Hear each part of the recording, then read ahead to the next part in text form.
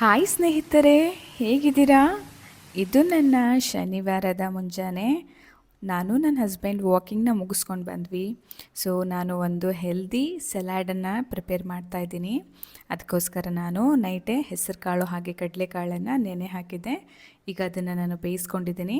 ನೋಡಿ, ಅದಕ್ಕೆ ನಾನು ಸ್ವಲ್ಪ ಆನಿಯನ್ ಹಾಗೆ ಸ್ವಲ್ಪ ಟೊಮ್ಯಾಟೊ ಹಾಗೆ ಒಂದು ಸ್ವಲ್ಪ ಕುಕುಂಬರ್ ಹಾಗೆ ಕ್ಯಾರೆಟನ್ನು ಹಾಕ್ಕೊಂಡು ನೀಟಾಗಿ ಮಿಕ್ಸ್ ಮಾಡ್ಕೊತಾ ಇದ್ದೀನಿ. ಹಾಗೆ ಇದಕ್ಕೆ ಸ್ವಲ್ಪ ಪೆಪ್ಪರ್ ಪೌಡರ್ನು ಸಹ ಸೇರಿಸ್ಕೊಂಡು ನೀಟಾಗಿ ಕಲಿಸ್ಕೊಂಡು ನಾವು ಮಾರ್ನಿಂಗ್ ಬ್ರೇಕ್ಫಾಸ್ಟ್ಗಿಂತ ಮುಂಚೆ ಸಲಾಡನ್ನು ತಿಂದರೆ ತುಂಬಾ ಒಳ್ಳೆಯದು. ಸೊ ಇವಾಗ ನಾವು ಟಿಫನನ್ನು ಮಾಡಿಕೊಂಡು ನಾನು ನನ್ನ ಹಸ್ಬೆಂಡ್ ಹೊರಗೆ ಹೋಗ್ತಾಯಿದ್ವಿ. ಬಿಕಾಸ್ ನನಗೆ ಸ್ವಲ್ಪ ಕ್ಲಾತ್ಸ್ನ ತೊಗೊಳ್ಳೋದಿತ್ತು. ಅದಕ್ಕೋಸ್ಕರ ನಾನು ಅವರು ಹೋಗ್ತಾಯಿದ್ವಿ ಹೊರಗೆ.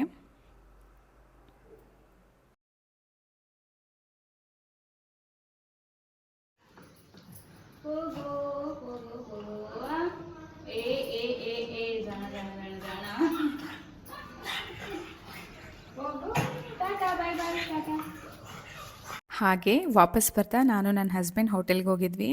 ಅಲ್ಲಿ ಊಟ ಮಾಡಿಕೊಂಡು ನಾವು ವಾಪಸ್ ಬಂದ್ವಿ. ಸೊ ಮನೆಗೆ ಬಂದಮೇಲೆ ನನಗೆ ಏನಾದರೂ ತಿನ್ನಬೇಕು ಅನ್ನಿಸ್ತಾಯಿತ್ತು. ಹಾಗಾಗಿ ಆ್ಯಪಲ್ ಹಾಗೆ ಬನಾನಾವನ್ನು ಸೇರಿಸ್ಬಿಟ್ಟು ಒಂದು ಫ್ರೂಟ್ ಸಲಾಡನ್ನು ಮಾಡ್ಕೋತಾ ಇದ್ದೆ. ಹಾಗೆ ನೋಡಿ, ಚಿಯಾ ಸೀಡ್ಸ್ನ ಒಂದು 5 ಮಿನಿಟ್ಸ್ ನೀರಲ್ಲಿ ಡಿಪ್ ಮಾಡಿ ಇಟ್ಟಿದ್ದೆ.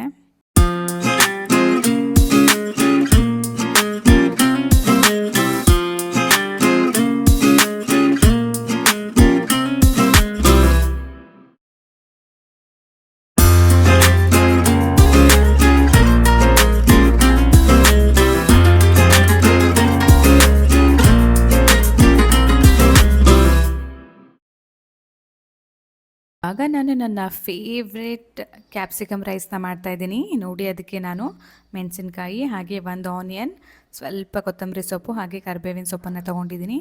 ಹಾಗೆ ಒಂದು ದೊಡ್ಡ ಮೆಣಸಿನ್ಕಾಯನ್ನು ಕಟ್ ಮಾಡಿ ಇಟ್ಕೊಂಡಿದ್ದೀನಿ. ಹಾಗೆ ಸ್ವಲ್ಪ ಟೊಮ್ಯಾಟೊ ಮತ್ತು ಇಲ್ಲಿ ಚಕ್ಕೆ ಮತ್ತು ಏಲಕ್ಕಿ ಹಾಗೆ ಸ್ವಲ್ಪ ಲವಂಗವನ್ನು ಒಗ್ಗರಣೆಗಂತ ತೊಗೊಂಡಿದ್ದೀನಿ. ಈಗ ಬನ್ನಿ ನಾವು ಹೇಗೆ ಮಾಡ್ತೀವಿ ಅಂತ ನೋಡೋಣ. ನೋಡಿ, ಒಂದು ಪ್ಯಾನ್ಗೆ ನಾನು ಆಯಿಲನ್ನು ಹಾಕ್ಕೋತಾ ಇದ್ದೀನಿ.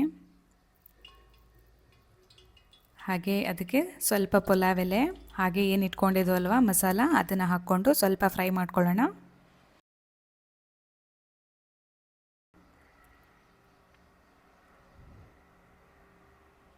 ಹಾಗೆ ಸ್ವಲ್ಪ ಹಸಿಮೆಣಸಿನ್ಕಾಯಿ ಸ್ವಲ್ಪ ಬಾಡಿಸ್ಕೊಳ್ಳೋಣ. ಈಗ ನೋಡಿ, ನಾನು ಕಟ್ ಮಾಡಿ ಇಟ್ಕೊಂಡಿರುವಂತಹ ಆನಿಯನನ್ನು ಇದಕ್ಕೆ ಹಾಕೋತಾ ಇದ್ದೀನಿ. ಅದನ್ನು ಕೂಡ ಸ್ವಲ್ಪ ಕೆಂಪಗಾಗೋವರೆಗೂ ಸ್ವಲ್ಪ ಹುರ್ಕೊಳ್ಳೋಣ. ಈಗ ನಾನು ಅದಕ್ಕೆ ಟೊಮ್ಯಾಟೊವನ್ನು ಹಾಕೋತಾ ಇದ್ದೀನಿ.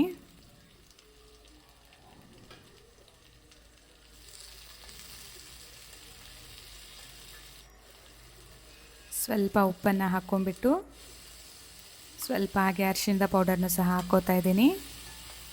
ಈಗ ಇದನ್ನೆಲ್ಲ ನೀಟಾಗಿ ಮಿಕ್ಸ್ ಮಾಡ್ಕೊಳ್ಳೋಣ. ನೋಡಿ, ಸ್ವಲ್ಪ ಕೊತ್ತಂಬರಿ ಸೊಪ್ಪನ್ನು ಈಗಲೇ ಹಾಕೋತಾ ಇದ್ದೀನಿ. ಹಾಗೆ ನೋಡಿ, ಒಂದು ಮಸಾಲವನ್ನು ತಯಾರು ಮಾಡ್ಕೊಳ್ಳೋಣ. 1 ಬೌಲ್ ಆಗೋಷ್ಟು ಮೊಸರಿಗೆ ನಾನು ಚಿಕನ್ ಮಸಾಲವನ್ನು ಆ್ಯಡ್ ಮಾಡ್ತಾಯಿದ್ದೀನಿ, 1-2 ಟೀ ಸ್ಪೂನ್ ಆಗೋಷ್ಟು. ಹಾಗೆ ಒಂದು ಸ್ವಲ್ಪ ಗರಂ ಮಸಾಲವನ್ನು ಸಹ ಹಾಕ್ಕೋತಾ ಇದ್ದೀನಿ. ಈಗ ಇದನ್ನು ನೀಟಾಗಿ ಮಿಕ್ಸ್ ಮಾಡ್ಕೊಳ್ಳೋಣ ಮೊಸರಿನ ಜೊತೆ. ನೋಡಿ, ಇವಾಗ ಪೇಸ್ಟ್ ರೆಡಿ ಆಗಿದೆ. ಇವಾಗ ನಾವು ಇದನ್ನು ಈ ಒಗ್ಗರಣೆ ಜೊತೆ ಮಿಕ್ಸ್ ಮಾಡ್ಕೊಳ್ಳೋಣ. ನೋಡಿ, ಈಗ ನಾನು ಪೇಸ್ಟನ್ನು ಇದಕ್ಕೆ ಹಾಕ್ಕೊಂಡು ಒಂದು 5 ಮಿನಿಟ್ಸ್ ಲೋ ಫ್ಲೇಮಲ್ಲೇ ಸ್ವಲ್ಪ ಫ್ರೈ ಮಾಡ್ಕೊಳ್ಳೋಣ.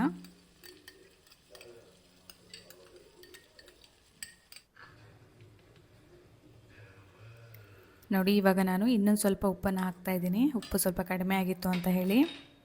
ಹಾಗೆ ಈಗ ನಾವು ಶಿಮ್ಲಾ ಮಿರ್ಚಿ ಇದೆ ಅಲ್ವಾ, ಅದನ್ನು ಇದಕ್ಕೆ ಹಾಕ್ಕೊಳ್ಳೋಣ. ಇದನ್ನು ಹಾಕ್ಕೊಂಡು 1-2 ನಿಮಿಷ ನಾವು ನೀಟಾಗಿ ಕಲಿಸ್ಕೊಳ್ಳೋಣ. ನೋಡಿ, ಇವಾಗ ಇದು ಸ್ವಲ್ಪ ಬೆಂದಿದೆ. ಈಗ ನಾನು ಅದಕ್ಕೆ 1 ಬೌಲಷ್ಟು ರೈಸನ್ನು ಸೇರಿಸ್ಕೋತಾ ಇದ್ದೀನಿ. ನೋಡಿ, ಒಂದು ಇಬ್ಬರಿಗೆ ಆಗೋಷ್ಟು ನಾನು ಮಾಡ್ತಾಯಿದ್ದೀನಿ. ಅದಕ್ಕೆ ನಾನು ಸ್ವಲ್ಪ ರೈಸನ್ನು ತೊಗೊಂಡಿದ್ದೀನಿ. ನೀವು ಎಷ್ಟು ಜನಕ್ಕೆ ನೀವು ಮಾಡ್ತೀರಾ ಅಷ್ಟು ಕ್ವಾಂಟಿಟಿಲಿ ಮಾಡ್ಕೊಳ್ಳಿ. ಈಗ ಇದನ್ನು ಹಾಕ್ಕೊಂಬಿಟ್ಟು ನಾವು ನೀಟಾಗಿ ಕಲಿಸ್ಕೊಳ್ಳೋಣ.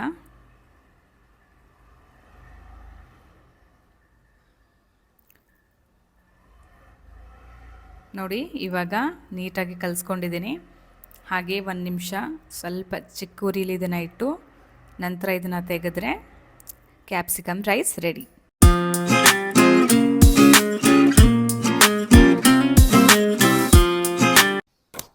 ಹಾಗೆ ಇವಾಗ ನಾನು ಶಿಮ್ಲಾ ಮಿರ್ಚಿ ಹಾಗೆ ಟೊಮ್ಯಾಟೊವನ್ನು ಬಳಸಿ ಒಂದು ಚಟ್ನಿಯನ್ನು ಮಾಡ್ತಾಯಿದ್ದೀನಿ, ಬೇಳೆ ಚಟ್ನಿ ಅಂತ ಹೇಳಿ. ಹಾಗೆ ಇದರ ಕಾಂಬಿನೇಷನ್ ಆಗಿ ನಾನು ಮೇಥಿ ಚಪಾತಿಯನ್ನು ಸಹ ಮಾಡ್ತಾಯಿದ್ದೀನಿ. ನೋಡಿ ಶಿಮ್ಲಾ ಮಿರ್ಚಿ ಹಾಗೆ ಒಂದು 4 ಟೊಮ್ಯಾಟೊನ ನಾನು ಸ್ವಲ್ಪ ಉಪ್ಪನ್ನು ಹಾಕ್ಕೊಂಡು ಬೇಯಿಸ್ಕೊತಾ ಇದ್ದೀನಿ. ನೋಡಿ ಇವಾಗ ಇದು ಬೆಂದಿದೆ, ನೀಟಾಗಿ ಇದು ಈಗ ಬೆಂದಿದೆ. ಸೊ ಇದನ್ನು ನಾವೀಗ ಮಿಕ್ಸಿ ಮಾಡ್ಕೊಳ್ಳೋಣ.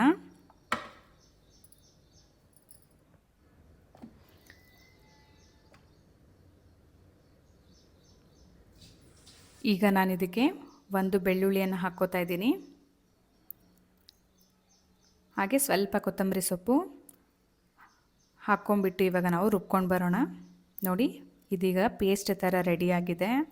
ಈಗ ಒಂದು ಪ್ಯಾನ್ಗೆ ನಾನು ಸ್ವಲ್ಪ ಆಯಿಲನ್ನು ಹಾಕೋತಾ ಇದ್ದೀನಿ.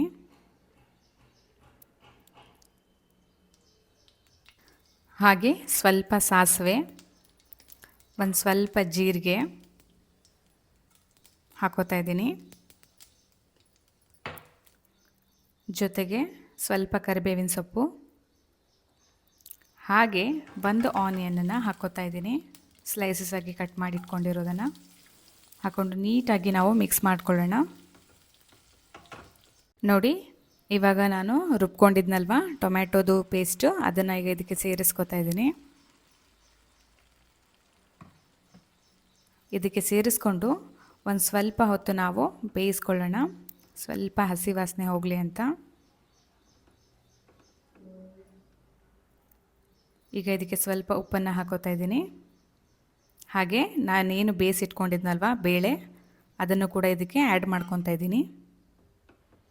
ಬೇಳೆಯನ್ನು ಹಾಕಿದ್ಮೇಲೆ ನಾವು ಜಾಸ್ತಿ ಹೊತ್ತು ಇದನ್ನು ಕಲಿಸ್ಬಾರ್ದು. ಒಂದು ಸ್ವಲ್ಪ ಮಿಕ್ಸ್ ಮಾಡಿಬಿಟ್ಟು ಸ್ಟವ್ನ ಆಫ್ ಮಾಡಿಬಿಡೋಣ. ಆಗ ನಮ್ಮದು ಟೊಮ್ಯಾಟೊ ಬೇಳೆ ಚಟ್ನಿ ರೆಡಿಯಾಗಿರುತ್ತೆ. ತುಂಬಾ ಚೆನ್ನಾಗಿರುತ್ತೆ. ಪ್ಲೀಸ್ ಒಂದು ಸಾರಿ ನೀವು ಕೂಡ ಟ್ರೈ ಮಾಡಿ. ಈಗ ನೋಡಿ ನಾನು ಚಪಾತಿ ಹೇಗೆ ಮಾಡೋದು ಅಂತ ಹೇಳ್ಕೊಡ್ತೀನಿ, ಮೇಥಿ ಚಪಾತಿ. ಈಗ ಒಂದು ಪ್ಯಾನ್ಗೆ ಸ್ವಲ್ಪ ಆಯಿಲನ್ನು ಹಾಕ್ಕೊಂಡು ಸ್ವಲ್ಪ ಸಾಸಿವೆನ ಹಾಕ್ಕೊತಾ ಇದ್ದೀನಿ.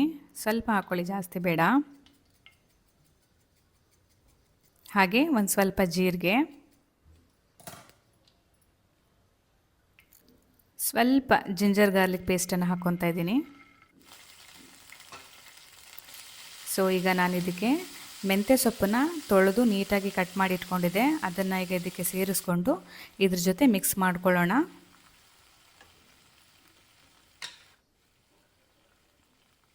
ಹಾಗೆ ಸ್ವಲ್ಪ ಅರಿಶಿಣದ ಪೌಡರ್ನ ಹಾಕ್ಕೊಂಡು ನೀಟಾಗಿ ಮಿಕ್ಸ್ ಮಾಡ್ಕೊಳ್ಳೋಣ. ಜಾಸ್ತಿ ಹೊತ್ತು ಬೇಯಿಸೋದು ಬೇಡ, ಒಂದು 2 ನಿಮಿಷ ಬೇಯಿಸಿದರೆ ಸಾಕು. ನೋಡಿ ಇವಾಗ ಇದಕ್ಕೆ ನಾನು 1 ಬೌಲಷ್ಟು ಗೋಧಿ ಹಿಟ್ಟನ್ನು ಹಾಕ್ಕೊತಾ ಇದ್ದೀನಿ. ಇದನ್ನು ನಾನು ಒಂದು 4 ಚಪಾತಿ ಮಾಡೋದಕ್ಕಷ್ಟೇ ರೆಡಿ ಮಾಡ್ಕೋತಾ ಇದ್ದೀನಿ. ನೋಡಿ ಸ್ವಲ್ಪ ಉಪ್ಪು ಹಾಕ್ಕೊಂಡ್ಬಿಟ್ಟು ನೀಟಾಗಿ ನಾವು ಇದನ್ನು ಕಲಿಸ್ಕೊಳ್ಳೋಣ. ನಂತರ ಸ್ವಲ್ಪ ನೀರನ್ನು ಹಾಕಿಬಿಟ್ಟು ನೀಟಾಗಿ ಹಿಟ್ಟನ್ನು ನಾದ್ಕೊಳ್ಳೋಣ.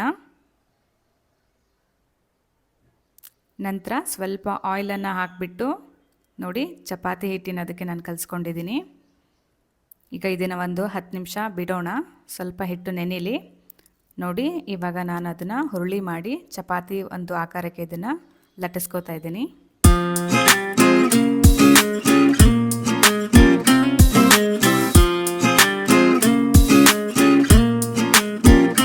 ತುಂಬಾ ಒಳ್ಳೆಯದು ಇದು ಆರೋಗ್ಯಕ್ಕೆ.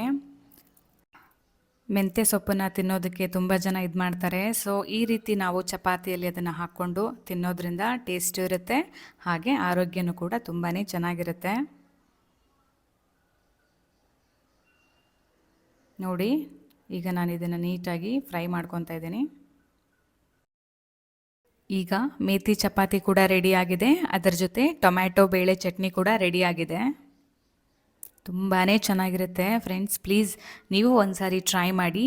ಹಾಗೆ ಈ ವಿಡಿಯೋ ಇಷ್ಟ ಆಗಿದ್ದರೆ ಲೈಕ್ ಮಾಡಿ, ಶೇರ್ ಮಾಡಿ, ಕಮೆಂಟ್ ಮಾಡಿ, ಹಾಗೆ ಸಬ್ಸ್ಕ್ರೈಬ್ ಮಾಡಿ.